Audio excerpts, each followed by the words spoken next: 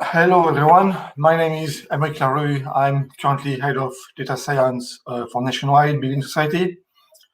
For some of you who are not in the UK, Nationwide is probably as close to being a bank without being a bank. So it's a large, old financial institution, but technically speaking, that's not a bank. I'm going to start today about how to deal with new problems or new issues using data science, in particular when there's no data. A little something before we start. This presentation is not necessarily about my current role and what I'm doing right now, but based on observations and reflections about my whole experience. And Nationwide doesn't really have particularly little data or doesn't necessarily deal with new problems more than any other organization. So it applies nationwide, but also not more, not less than anywhere else. And that's coming from industries and companies I worked for in the past, which are e-com, fashion, travel, retail, investment banking, and even toys. And that was within large old corporations, but also startups or even consulting firms. So across all these areas, there are some part of today's presentation that I have observed and thought about. So let me start with a couple of questions. How much data do you need to start doing data science or ML or AI? Is that a lot, none or very little, or something decent? And then how is the size of your data related to the potential benefits? Is it proportional? The more data you have, the more value for your organization. Is it constant? So if you reach a certain size to get started, then you get the value that you get, or does it depend? If you've answered A to these two questions, let's hope you change your mind today. A last one, what is shared between these four very different business problems? So one is marketing or launching a new product, offering a new type of discount or setting a new pricing model, detecting a new type of fraudulent or high-value niche customers, and setting up a new payment method. So obviously very different, but they have something in common, which is that they all require to build efficient, evidence-based decision systems. So here, decision system is an important point, but we'll cover later. Driving operations in the most optimal way. Optimal here is quite important. And furthermore, by their very nature, no prior knowledge or expertise or data exists when you start working on these. So yeah, we just don't have data, and that could be for different reasons. Very often, that's a new problem or a new proposition, a new issue, whatever, a new situation. And sometimes there's just no collection of data, and sometimes the situation exists, but no one really cares, so there's no expertise. And these things are more or less the same results. So there's clearly a problem here. Clearly, we need data to do data science, and data is only collected when operations are running. So if you want to use data science to kickstart operation, there's obviously something going on here.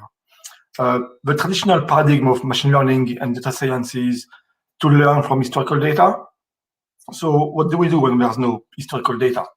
Can we just adapt the way we work and kind of hack something to make it work somehow?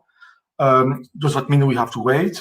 And in that case, what do we do in the meantime? I mean, are we just starting old school, non-data driven operations for a while before we get data, and then start being data-driven after a while?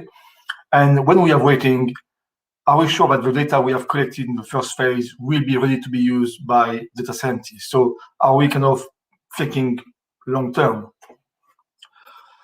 And really, that means that in the absence of historical data, learning must be done via tests and experiments. And that's what many companies use, test and learn.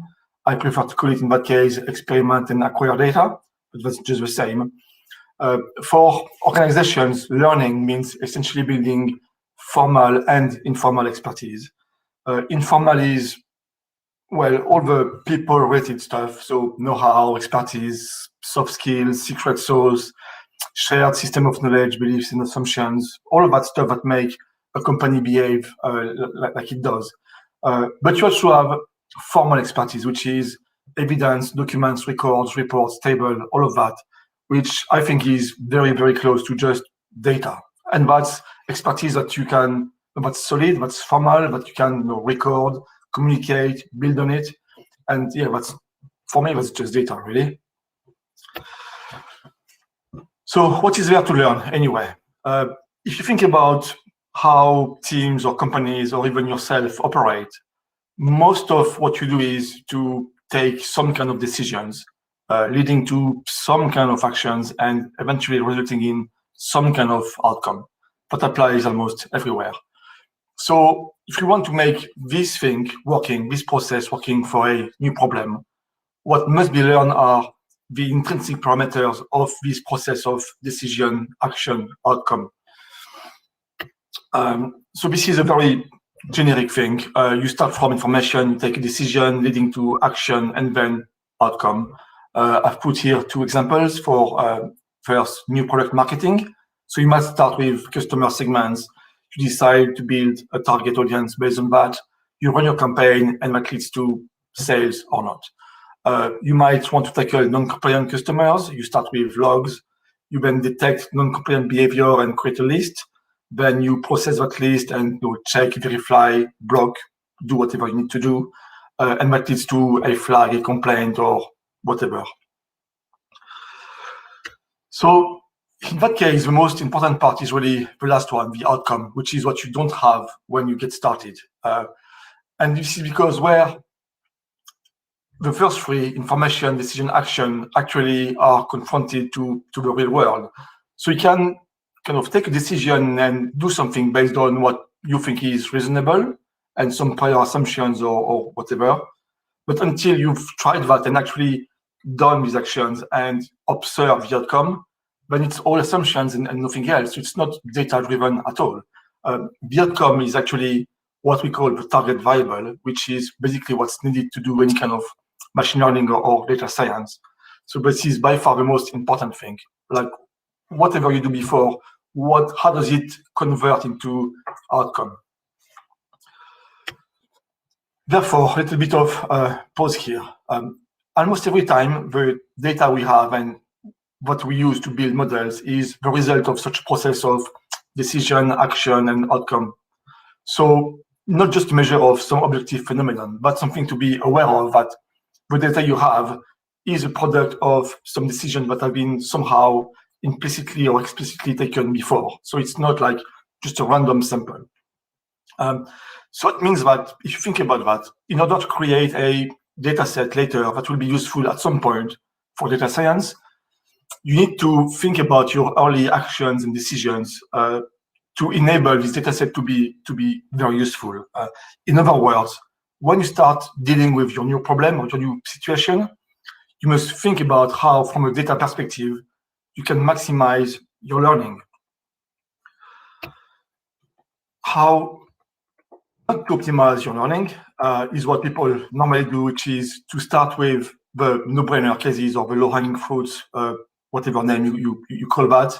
So for example, for marketing, you go first with your most obvious good customers, or you go for your most ridiculously extreme, dodgy cases, and you're sure you're taking a risk. It will be almost 100% hit rate.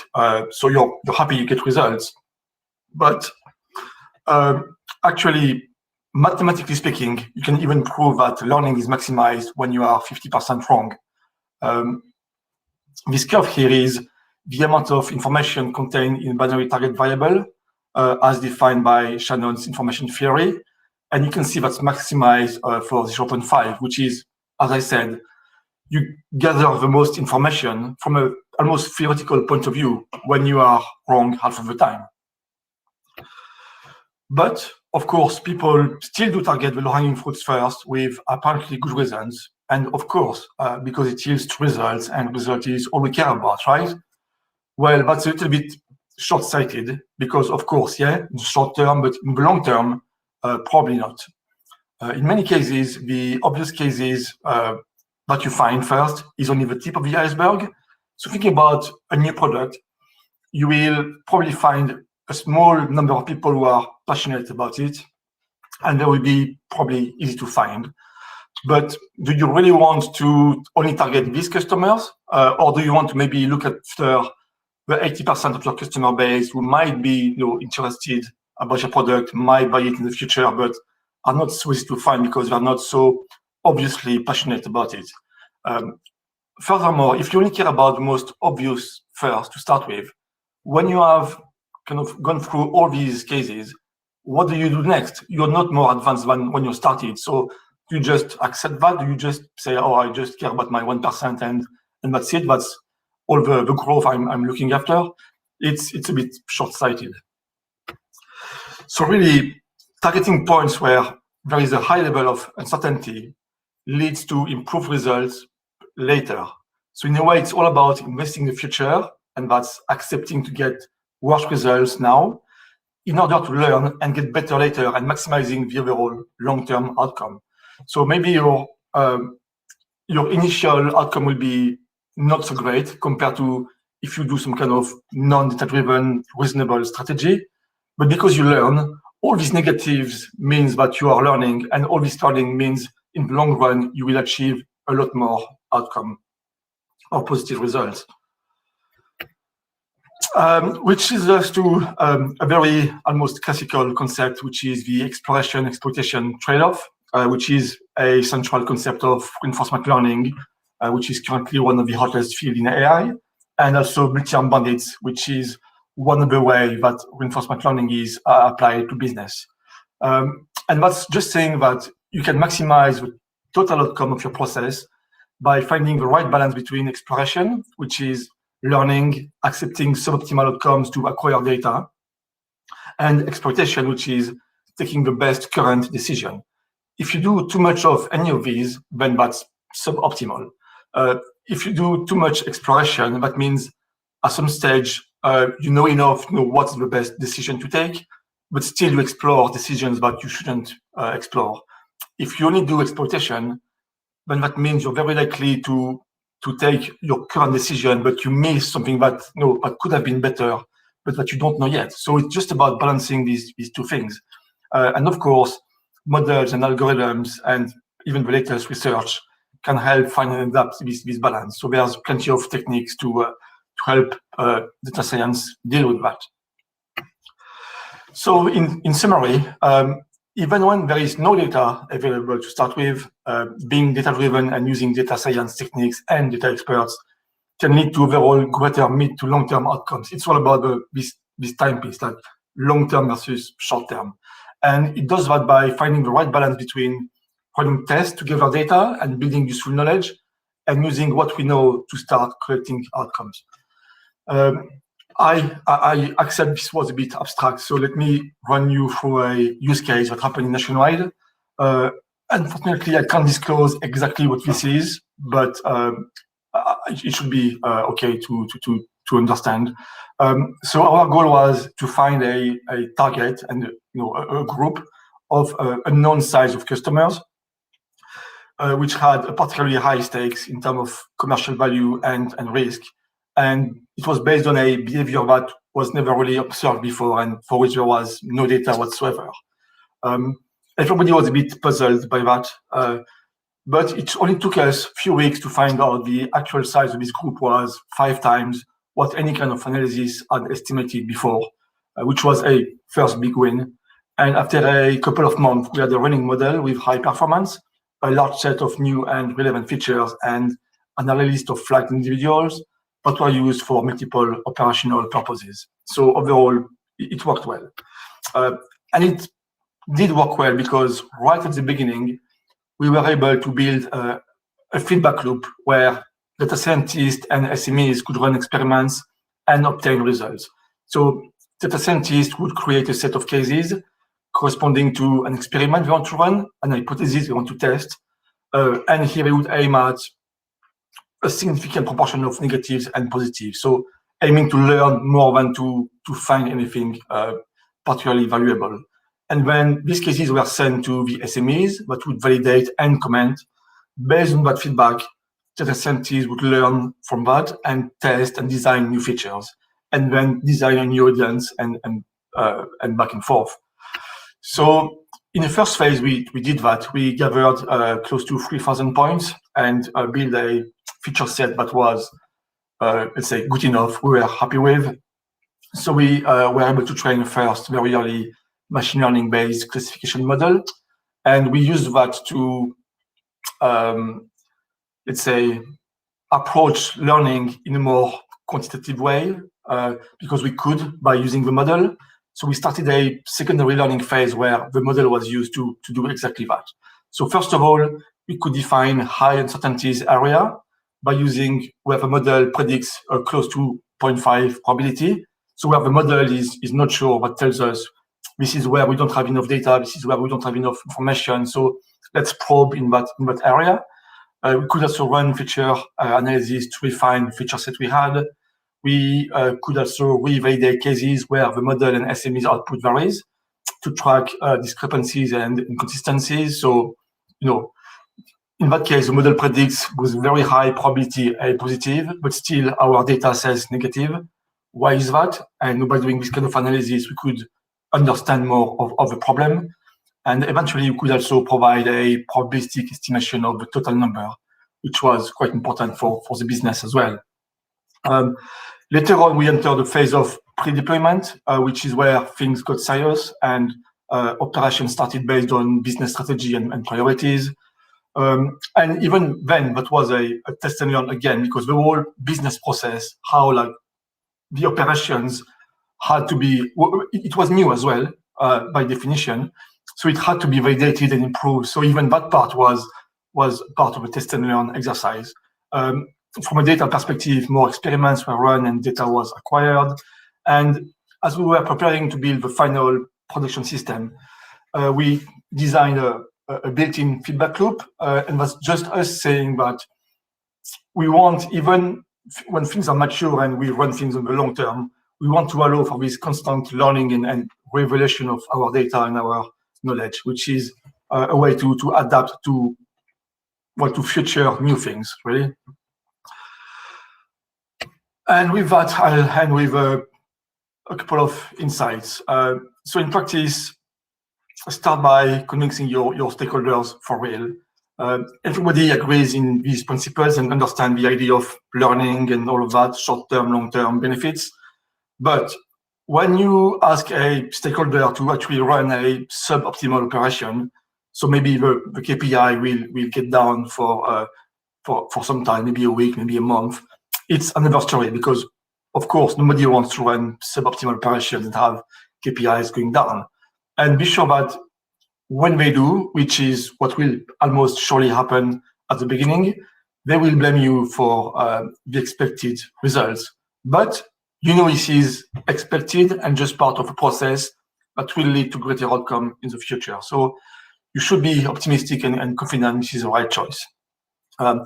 Eventually, be prepared with a team of skilled, responsive, and adaptable data scientists and engineers, because by definition, all of that is almost designed to create a big number of changes and adaptation in a short amount of time. And that's the whole point of learning. You try, you get feedback, you change the way you're doing based on what you get.